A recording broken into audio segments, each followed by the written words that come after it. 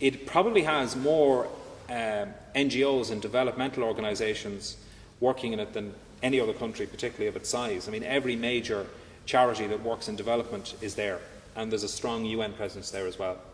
So in one way, there's a very well-established involvement in Haiti, and a lot of these organisations are very aware of it.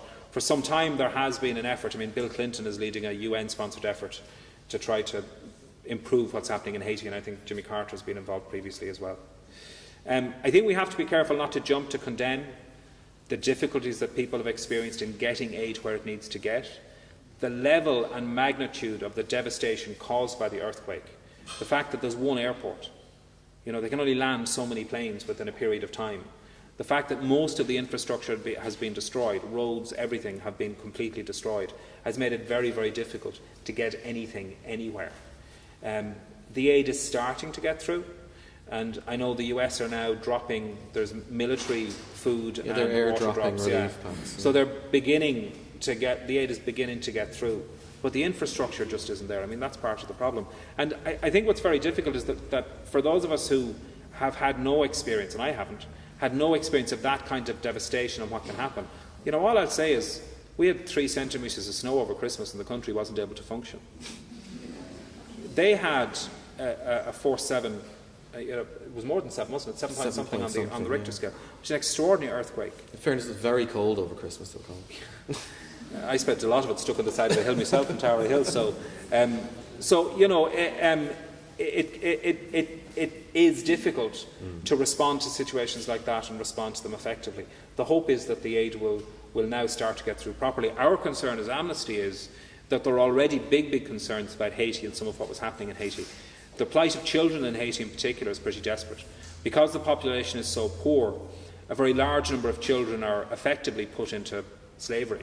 They're put in as domestic servants in the homes of wealthier families, where they work as slaves. I mean, they get food, a meal a day, they don't really get paid at all, and they don't get any education. Their plight is pretty hopeless. There's enormous levels of child abuse and neglect.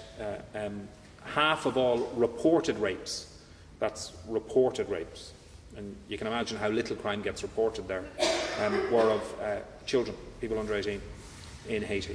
What can we do? I mean, we're sitting here on the other side of the world. We're watching these news broadcasts. It's absolutely horrifying when you see what's going on. I mean, what can we do? Well, obviously we can donate. We can give whatever we can and try and choose charities who we believe will do good work in Haiti. And I mean, some of the charities, the developmental ones like Trocra and Concern, Oxfam, Christian Aid. There's an Irish-based charity called Haven, who are very involved in infrastructure development in Haiti. They're all good charities, but there's also organisations like Médecins Sans Frontières who send medical services into Haiti. That's necessary. But I think maybe what we need to do is find out more about that country and recognise that we're going to get an awful lot of attention on Haiti now. Obviously we have been since it happened, and that's understandable, and probably for the next couple of weeks, and maybe at a stretch for the next couple of months. But it's going to be what happens over the next few years that will really, really matter. So if you care about what's happened to people there, if you're interested in trying to ensure that what comes out of what's happened is as good as possible, stay involved. Maybe hold off on giving right now. It's a little bit like after the tsunami, there was this huge outpouring of donations, and a lot of the charities weren't able. I'm not suggesting, by the way, that they don't need every penny they can possibly get, but what I mean is they're going to need more money in the years to come, and a huge glut of money right now might not be the way forward. So if you've been captured by the plight of what's happening to people in Haiti, and if you think that you care about that, then stay involved and stay engaged. Follow the story. Use the web. Visit the websites of like Haven or Concern or Trocra or ourselves or anybody else, and follow what's happening there, and think about giving in the medium to longer term to try to support organisations that are making a difference there as well. The other thing that you can do is just, Amnesty's role in Haiti right now is obviously very limited. We don't build houses, we don't feed people, we don't, provide shelter. That's not what we do. But what we do is highlight problems in how people's rights are being respected and come up with ways in which that might be addressed. What we do is research and investigate and report upon violations of people's rights or things that are going wrong within societies. And that we have been doing in Haiti, and that certainly we will continue to do, because Haiti now is in such a desperate place that the human rights conditions there have deteriorated even more significantly. I read a report, and this was a newspaper report, not an Amnesty report, so we haven't got all of the facts of this yet, but it was a newspaper report from the New York Times, so pretty authoritative one, and there were unfortunately pictures to go with it. But there was a case where a pickup truck pulled up in front of a group of people, and there was a man tied up in the back of the truck, and the police told the crowd that they'd caught him looting somewhere nearby, and they gave him to the crowd, and the crowd stripped him and beat him, and he was left lying, vomiting and bleeding on a pile of rubbish, until some people threw some more rubbish on top of him, and then it was set on fire, and a couple of dozen people stood around and watched as he burnt to death. And that's part of what's happening in Haiti today, because the rule of law has broken down so significantly and people are so frightened.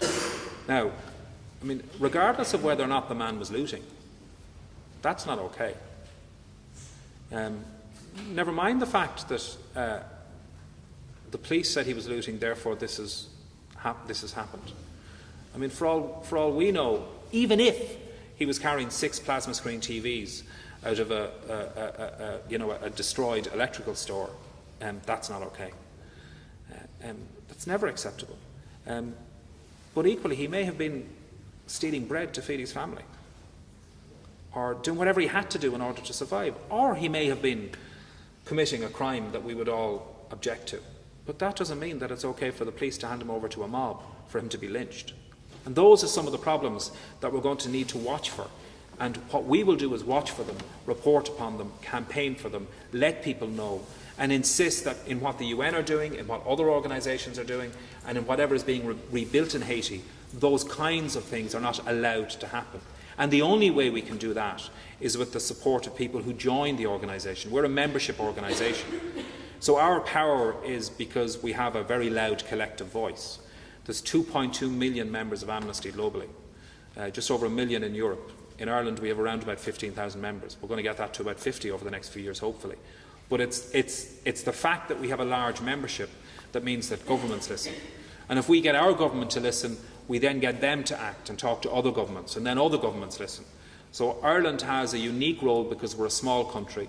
We have a unique role in the world because we're listened to, more than our size might sometimes suggest.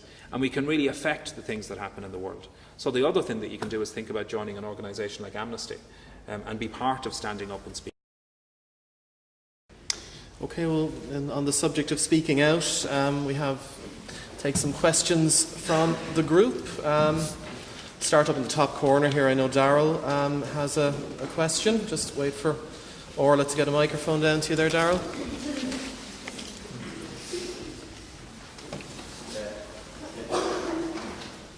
The HSC currently has a waiting list to deal with cases of abused children. What's your view on that? Well, I mean, waiting lists are a reality. It's about and they can happen for other reasons. I mean, at 1 in 4, I can never remember a moment when we didn't have a waiting list. And of course, resources can mean that you can reduce that waiting list. But sometimes a sudden, huge rise in demand, because of a media story or a film or a case that's emerged, means that you simply don't have the capacity to respond to it. So waiting lists can happen.